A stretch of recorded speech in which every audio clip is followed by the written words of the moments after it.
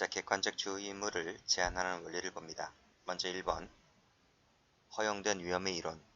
위험이 허용되어 있다는 것인데, 자, 현대 산업사회에서 필요 불가결한 업무 등이 있죠.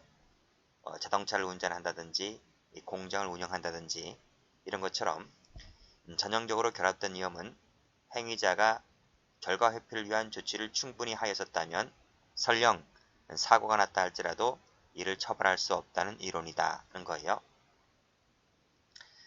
현대 산업사회에서 자동차 운전을 안 할 수가 없잖아요. 뭐 고려 조선시대도 아니고요. 그렇죠? 자동차 운전을 하다 보면 사고는 일어날 수밖에 없는 것인데 그 사고 운전자가 운전을 하다가 만반의 조치를 충분히 다 하고 안전주의 의무 규칙을 다 준수하고 운전했다. 그랬음에도 불구하고 사고 났다고 하더라도 밑에 2번 보면 애당초 처음부터 구성권 해당성이 탈락된다는 겁니다. 그래서 과실범위 성립 범위를 축소시켜주는 역할을 하게 되는 것이죠. 여기서 필기 한번 해볼까요? 구성권 해당성이 조각된다는 말은 과실범의 성립 범위를 확장시킨다는 것이 아니라 축소시킨다는 것입니다. 그 대표적인 것이 밑에 신뢰의 원칙인데 이 신뢰의 원칙을 별표 치시고 과실범에서는 신뢰의 원칙이 제일 출제가 잘 돼요. 자, 읽어볼게요.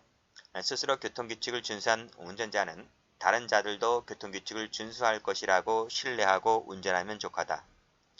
다른 운전자들이 위반하는 경우까지 예견하면서 이에 대한 방어 조치를 취할 의무가 없다는 이론이다 라고 하는 것인데 이것은 학설에 의해서 만들어진 것이 아니라 판례에 의해서 만들어진 것입니다.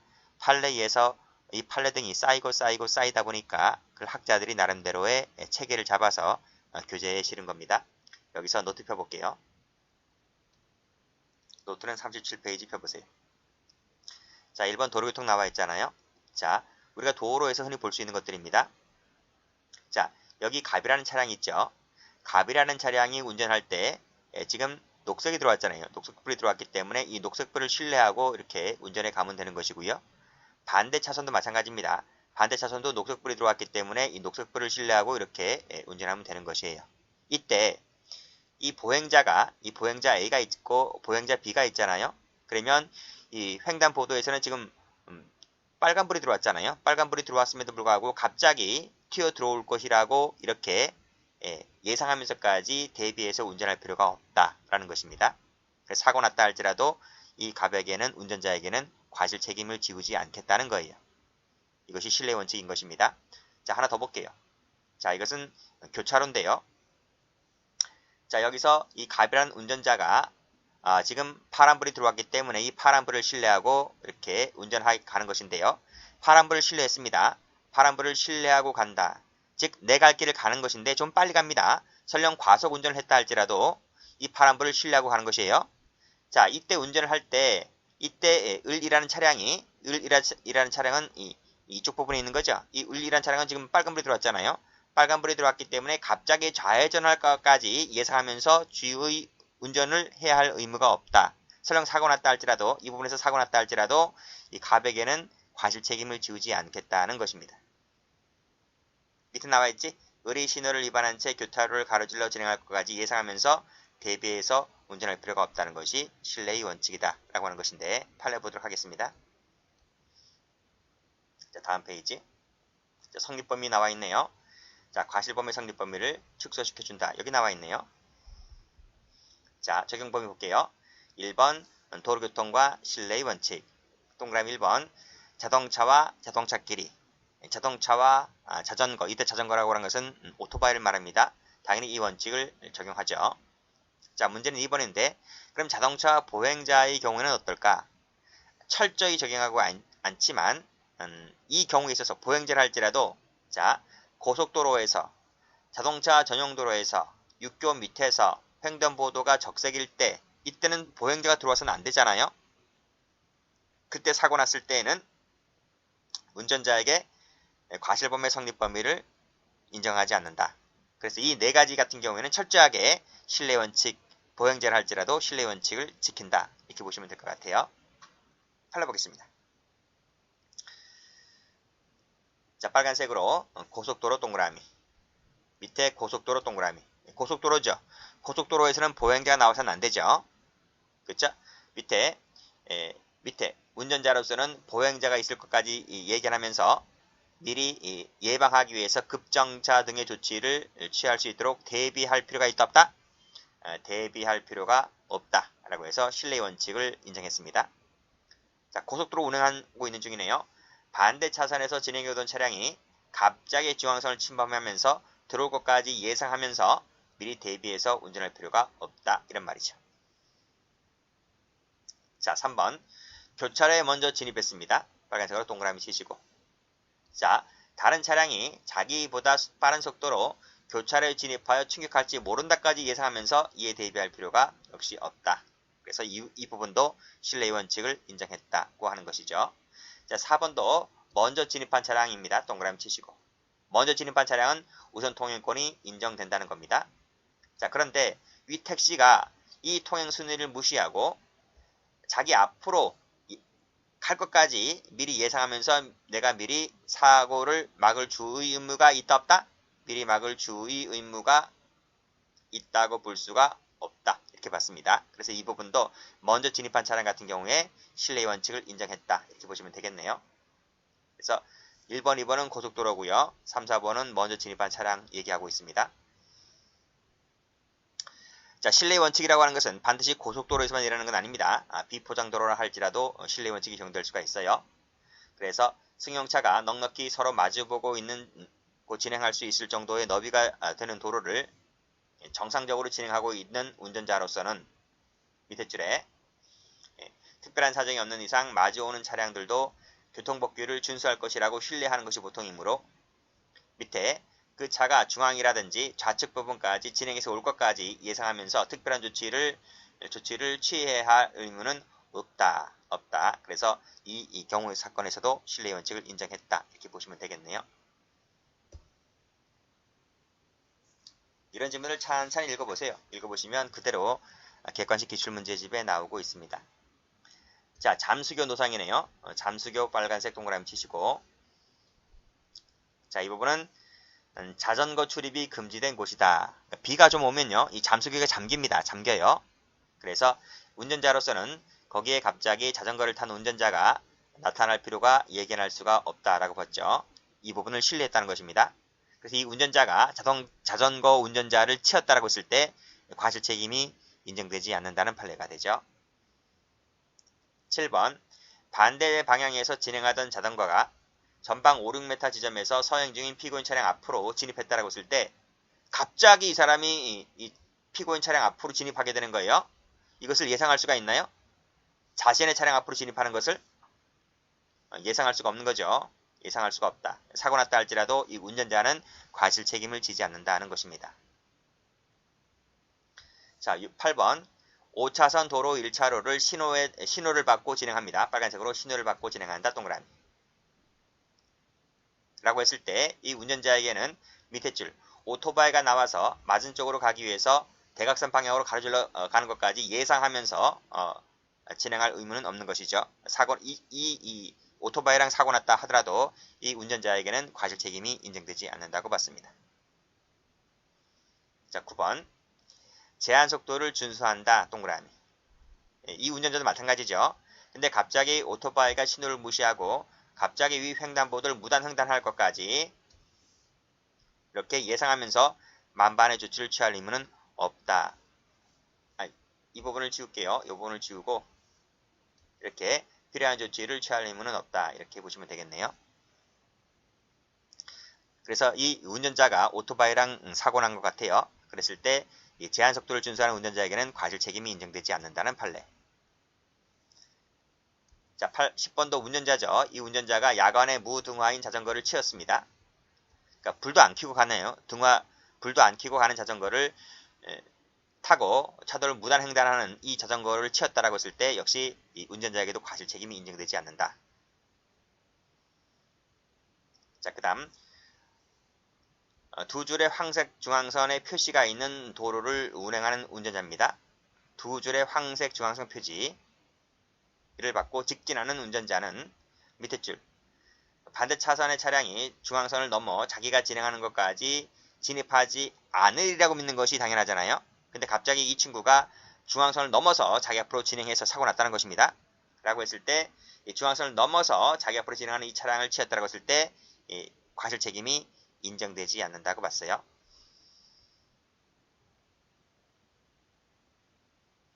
마땅히 어디 동그라미 쳐야 할지 모르겠네요. 그래서 어떻게 해야 되나요? 두 줄의 황색 중앙선 표시가 있는 직진 도로상을 운행한다. 운행 동그라미 치시고 운행하는 차량 같은 경우에는 중앙선을 넘어서 오는 차량과 충돌했다 할지라도 이 부분에 대해서 과실 책임을 지지 않는다. 이렇게 보시면 될 것 같아요. 자, 각 차선을 운행하는 차량들도 마찬가지죠.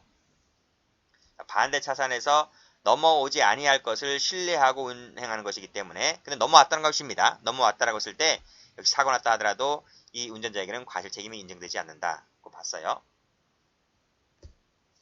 이 동기가 무엇인가는 범죄 성립에 영향을 주지 않는다고 했습니다. 동기가 뭐든지 간에 그 동기가 이 중앙선을 넘어온 동기가 좌회전 유턴을 하려고 하였대요. 그러면 과실 책임이 이 운전자에게 인정되는 건가? 그렇지 않다는 거죠. 동기가 무엇이든지 간에 이 각 차선을 운전하는 운전자로서는 반대 차선에서 오는 차량이 중앙선을 넘어오지 아니할 것을 신뢰하고 운전하는 곳이면 족하므로 넘어온 차량과 충돌했다 할지라도 이 운전자에게는 과실 책임이 인정되지 않고 과실은 저쪽에서만 인정된다. 이렇게 보시면 되겠습니다. 자, 13번 같은 경우에는 옛날에 고시에서 나온 것인데요. 이 속칭 선술의 사건이거든요. 자, 읽어볼게요. 같은 방향으로 달려오던 후행 차량이 교통법규를 준수하여 진행할 것이라고 신뢰하며 우측 전방에 진행 중인 손수레를 피하지 못하여 속칭 선술의 사건이기 때문에 선수레에다 동그라미 쳐볼게요. 진행하는 운전자로서는 위 선수레를 피하기 위하여 중앙선을 약간 침범했다 할지라도 자, 이게 무슨 얘기냐? 자, 2차선 도로인데 가운데 중앙선이 있죠. 그리고 요 앞에 손수레가 가고 있습니다. 손수레가 아저씨가 손수레를 끌고 이렇게 가고 있다. 그리고 그 밑에 손수레 뒤에 갑이라는 운전자가 서행을 하고 있어요. 운전자가 이렇게 서행을 하고 있고 그 뒤에도 차가 따르고 있죠. 을이라는 차가 따르고 있어요. 자, 반대쪽에서는 이 차량이 이렇게 휙휙 지나가고 있죠. 이렇게 휙휙 지나가고 있습니다. 반대쪽에서 차가 오고 있기 때문에 갑이란 사람이 이 손수레를 이렇게 추월해서 갈 수도 없는 거예요.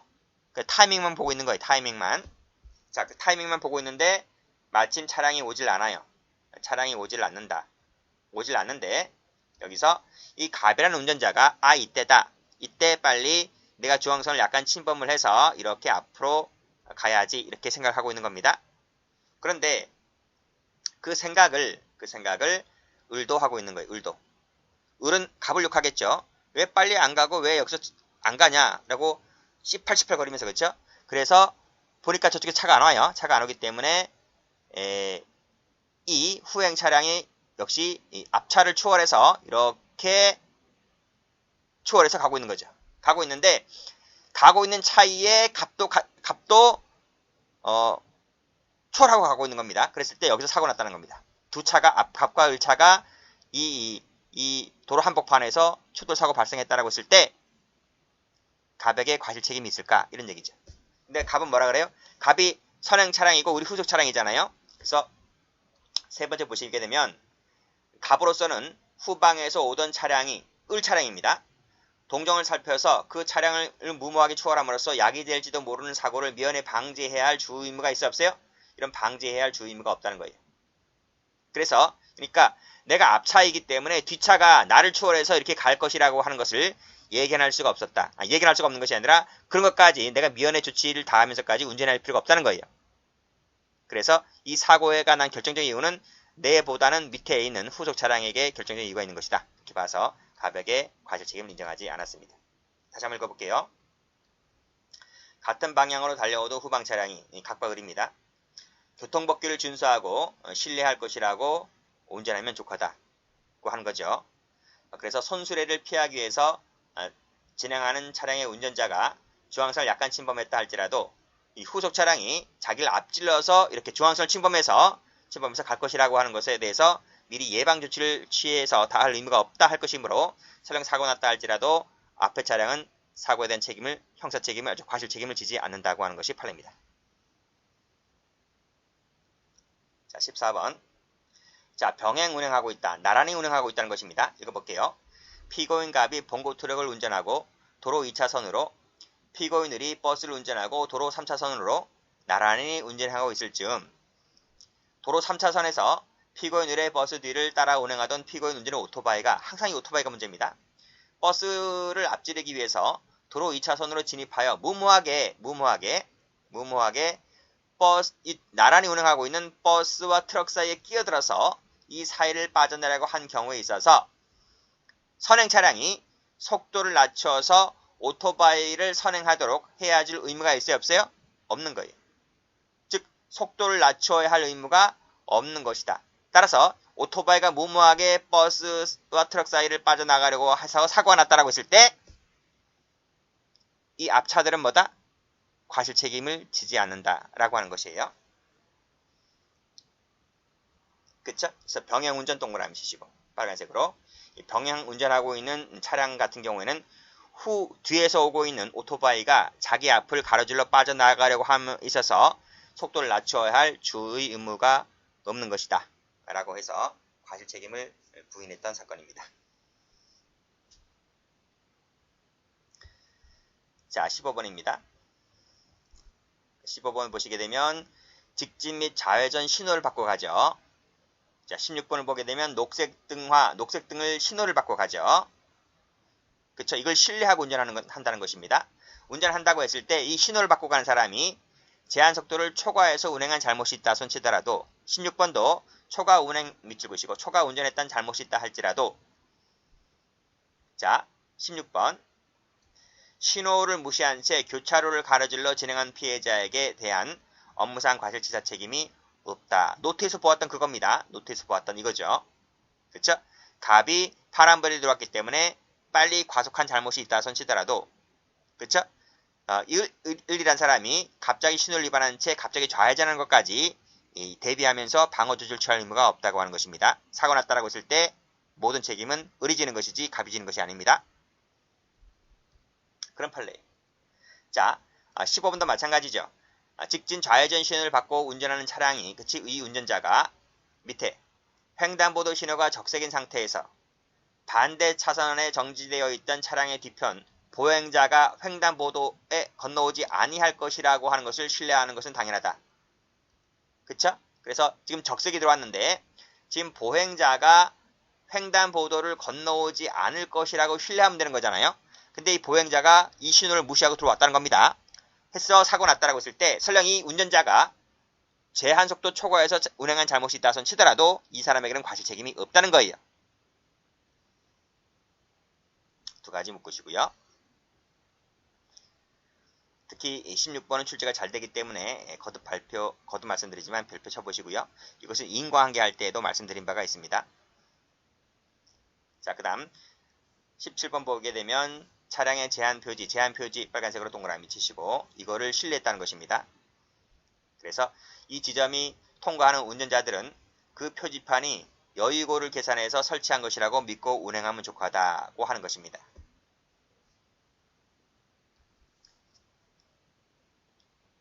여기 육교가 이렇게 있잖아요.